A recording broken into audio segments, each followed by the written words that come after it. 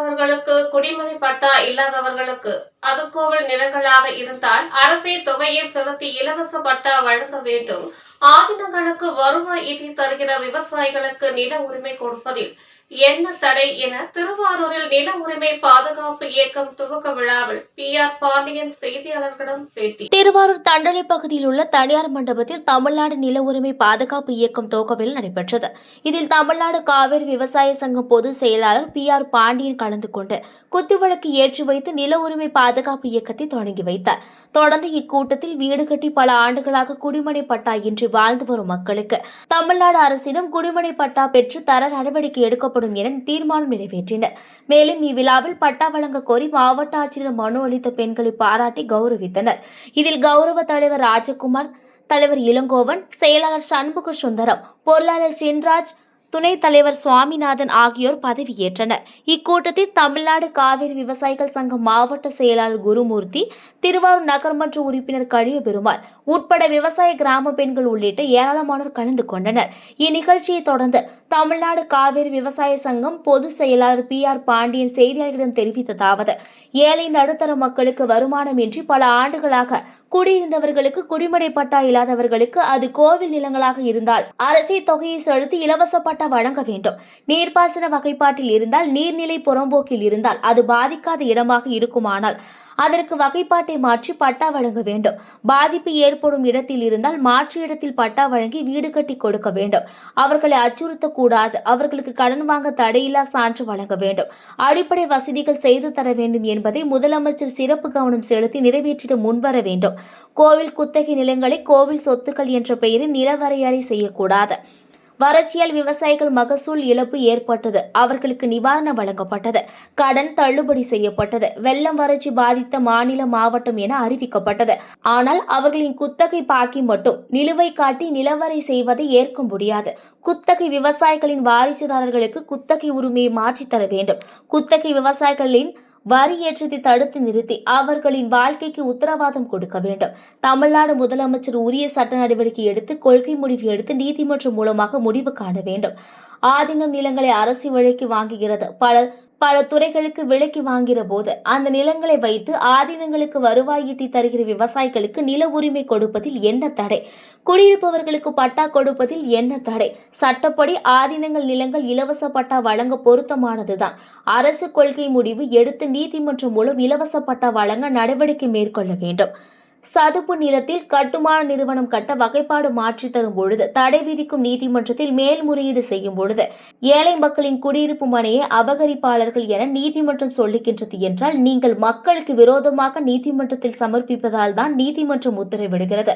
நீதிமன்றங்களுக்கு உரிய அரசு கொள்கை முடிவு எடுத்து பட்டா வழங்க வகைப்பாட்டை மாற்றினால் பட்டா வழங்க நீதிமன்றம் தடை விதிக்காது.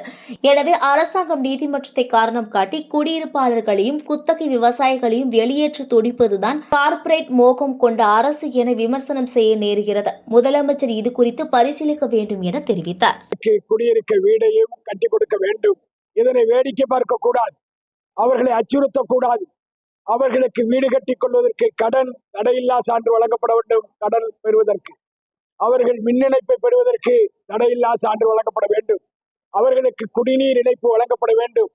கழிவுநீர் பாதைகள் அமைத்து தர வேண்டும். அவர்களும் குடிமகனாக வாழ்வதற்கு கோவிலுக்கு சொந்தமான நிலங்களை அரசே வாங்கி அதற்கான தொகையை செலுத்தி அவர்களுக்கு குடிமனை பட்டா வழங்க வேண்டும் என்பதை முதலமைச்சர் ஒரு சிறப்பு கவனம் செலுத்தி நிறைவேற்றுவதற்கு முன்வர வேண்டும் என நான் வலியுறுத்துகிறேன். கோயில் குத்தகை நிலங்களை கோயில் சொத்துக்கள் என்கிற பெயரால் நிலவிலையேற்றம் செய்யக்கூடாது. வெள்ளம் வறட்சி போன்று தொடர்ந்து ஏற்பட்ட பாதிப்புகளால் பாதிக்கப்பட்ட விவசாயிகளுக்கு மகசூல் இழப்பை சந்தித்திருக்கிறார்கள். அவர்களுக்கு நிவாரணம் வழங்கியிருக்கிறீர்கள், இழப்பீடு வழங்கியிருக்கிறீர்கள், கடன் தள்ளுபடி செய்திருக்கிறீர்கள். வெள்ளம் வறட்சி பாதித்த மாநிலமாக அறிவிக்கப்பட்டிருக்கிறது, மாவட்டங்களாக அறிவிக்கப்பட்டிருக்கிறது. ஆனால் அவர்களுடைய குத்தகை பாக்கியை மட்டும் நிலுவை காட்டி நில வெளியேற்றம் செய்வதை ஏற்க முடியாது.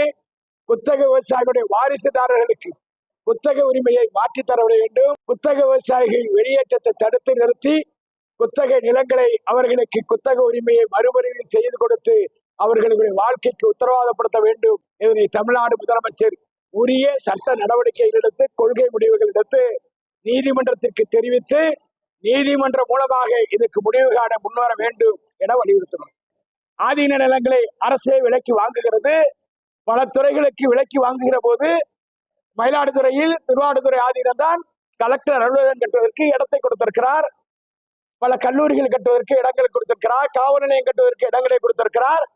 ஏன் அந்த நிலத்தை வைத்து அந்த ஆதீனத்தை வருவாயை ஈட்டி தருகிற விவசாயிகளுக்கு நில உரிமை கொடுப்பது என்ன தடை? அதிலே குடியிருந்து வருவர்களுக்கு பட்டா கொடுப்பது என்ன தடை? எனவே சட்டப்படி ஆதீனங்கள் நிலங்கள் இலவச பட்டா வழங்குவதற்கு பொருத்தமானதுதான்.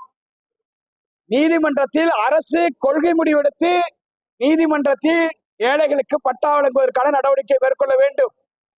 சதுப்பு நிலத்தில் பெரிய கட்டுமான நிறுவனங்கள் கட்டடம் கட்டுவதற்கு வகைப்பாடை மாற்றி கொடுக்கிற போது நீதிமன்றம் தடை விதித்தால் அந்த தடையை நீக்குவதற்கு மேல்முறையீடு செய்கிற போது ஏழை மக்களுடைய நிலத்தை குடியிருப்பு மனையை அபகரிப்பாளர்கள் என்று நீதிமன்றம் சொல்லுகிறது என்று சொன்னால் நீங்கள் எடுக்கக்கூடிய கொள்கை முடிவு மக்களுக்கு விரோதமாக நீதிமன்றத்தில் நீங்கள் சமர்ப்பிப்பதால் தான் நீதிமன்றங்கள் இந்த உத்தரவிடுகிறது. எனவே நீதிமன்றங்களுக்கு உரிய அரசு கொள்கை முடிவெடுத்து இந்த பட்டா வழங்குவதற்கான வகைப்பாடை மாற்றி இவர்களுக்கு பட்டா வழங்குவதற்கு நீதிமன்றம் தடை விதிக்காது.